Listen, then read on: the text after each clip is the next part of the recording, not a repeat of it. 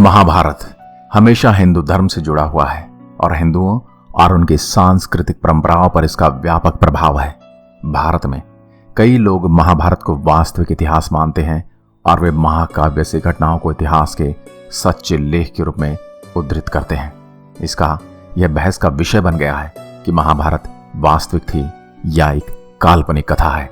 आज की वीडियो में हम आपके सामने कुछ ऐसी बातें रखने वाले हैं और ऐसे तथ्य और प्रमाण आपके सामने लाने वाले हैं जिसके बाद आपको भी इस बात पर यकीन हो जाएगा कि महाभारत कोई मनगढ़ंत कपोल कल्पना नहीं थी, बल्कि वो सच था और आज भी एक गौरवशाली इतिहास है।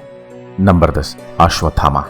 अश्वत्थामा उन सबसे ठोस सबूतों में से एक है जो महाभारत के वास्तविक होने पर ठप्पा लगाते हैं। गुरु द्रोणाचार्य का काबिल पुत्र अश्वत्थामा भले ही लड़ा कौरवों की तरफ से था, लेकिन वह अत्यंत मेधावी और कीर्तिमान था। ऐसा कई बार हुआ कि भारत इतिहास में लोगों ने अश्वत्थामा को देखे जाने की बात कही है। यहां तक के इतिहास में तो यह भी लिखा है कि पृथ्वीराज चौहान को उनका सबसे प्रसिद्ध शब्द बेदी बाण भी अश्वत्थामा ने उन्हें सिखाया था। इसके अलावा आज भी महादेव का एक ऐसा मंदिर है जहां अश्वत्थामा रोज सुबह आकर पुष्प अर्पित करते हैं। नंबर 9, द्वारका के खोए हुए शहर के पुरातात्विक साक्ष्य। महाभारत के साक्ष्य प्रमाणों में से शीर्ष पर आने वाले कुछ प्रमाणों में से एक है द्वारका के पुरातात्विक खंडहर। गुजरात के प्राचीन जलमग्न शहर द्वारका की खोज करते हुए समुद्री पुरातत्व वैदिक शास्त्रों ने कथनों के समर्थन में और अधिक सबूतों को उजागर किया है। महाभारत और अन्य वैदिक साहित्य में वर्णित समुद्र के विशाल किले की दीवारों, झरोखों, घाटों और घाटियों के साथ भगवान कृष्ण के प्राचीन बंदरगाह शहर द्वारका में एक पूरा जलमग्न शहर है। यह कुछ उसी तरह से लगता है जिस प्रकार के द्वारका का वर्णन मिलता है और इसे महाभारत में बखूबी दिखाया गया है। नंबर 8, महाभारत के पुरातात्विक साक्ष्यों में वर्णित वास्तविक स्थान।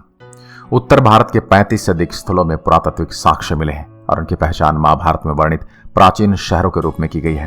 तांबे के बर्तन, लोहा, मोहरे, सोने और चांदी के गहने, टेराकोटा डिस्क और चित्रित ग्रेवेयर पॉटरी सभी इन साइटों में पाए गए हैं। इन कलाकृतियों की अनुमानित आयु महाभारत काल के समय की ही पाई गई है। महाभारत में वर्णित सभी स्थान वास्तविक स्थान हैं, सभी की पहचान की जाती है और वो अभी भी उसी नाम से जाने जाते हैं। उदाहरण के लिए हस्तिनापुर। हस्तिनापुर में महाभारत के कई प्रमाण पाए जा चुके हैं। इंद्रप्रस्थ वर्तमान दिल्ली है। द्वारका गुजरात तट पर स्थित है। कुरुक्षेत्र जहां वास्तव में युद्ध हुआ था वर्तमान हरियाणा में दिल्ली के बहुत निकट है।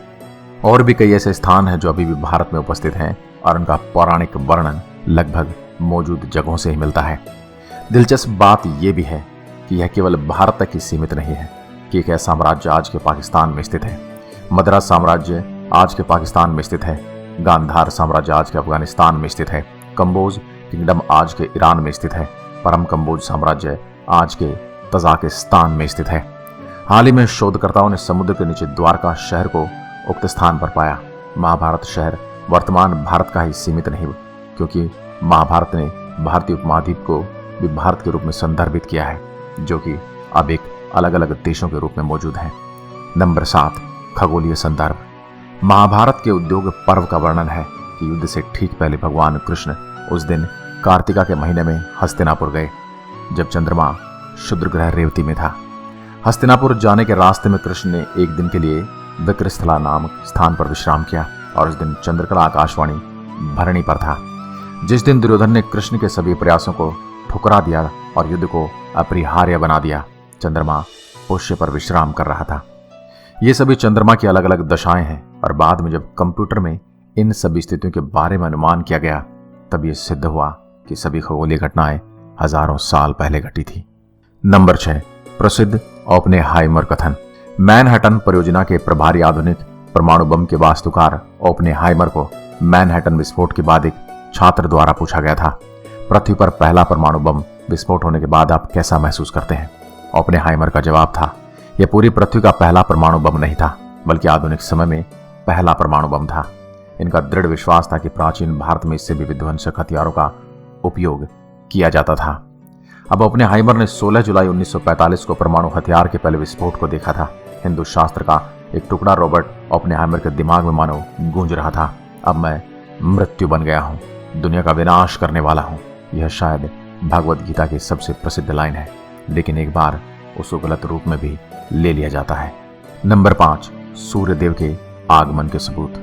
एक अच्छा उदाहरण एक जगह है जो ग्वालियर मध्य प्रदेश से कुछ किलोमीटर की दूरी पर है, जहां महाभारत के नायक पांडवों की मां कुंती ने महर्षि दुर्वासा द्वारा दिए गए मंत्र का प्रयोग किया और सूर्य भगवान को बुलाया।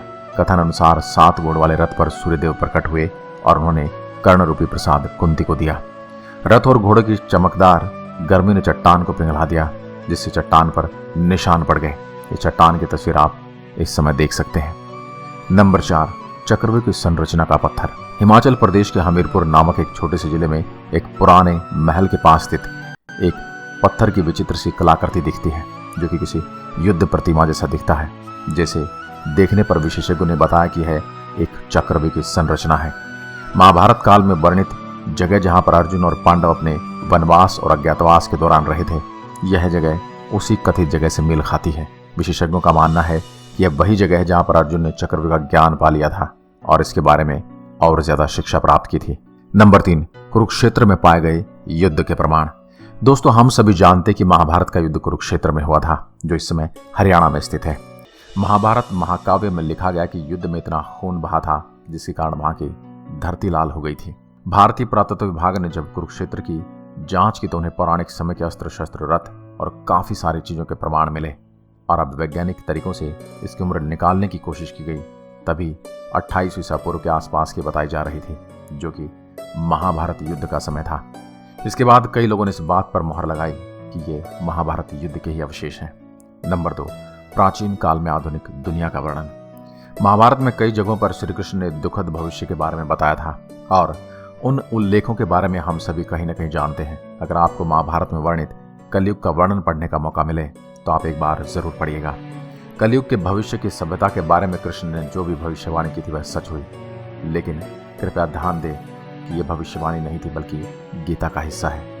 आज भी इस बात से कई लोग हैरान रह जाते हैं कि आखिर गीता में इतना सटीक विवरण कैसे दिया जा सकता है कलयुग का, और ये जाहिर सी बात है कि किसी दिव्य शक्ति के अलावा ऐसा कोई भी नहीं कर सकता। और याद रखिए, यह हजारों साल पहले लिखा गया था। कल्पना। अगर आप महाभारत को कल्पना मानते हैं तो आपको अपनी इस बात पर पुनर्विचार करने की आवश्यकता है। नंबर 1, घटोत्कच का कंकाल। कुरुक्षेत्र के पास ही भारतीय पुरातत्व विभाग को खुदाई करते समय एक बहुत ही विशालकाय नर कंकाल मिला था।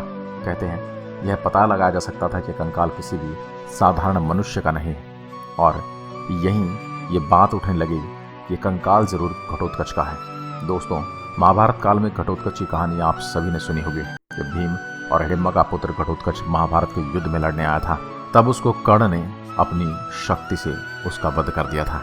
महाभारत के महाकाव्य में दिया गया घटोत्कच का विवरण ठीक इसी कंकाल के समान ही है।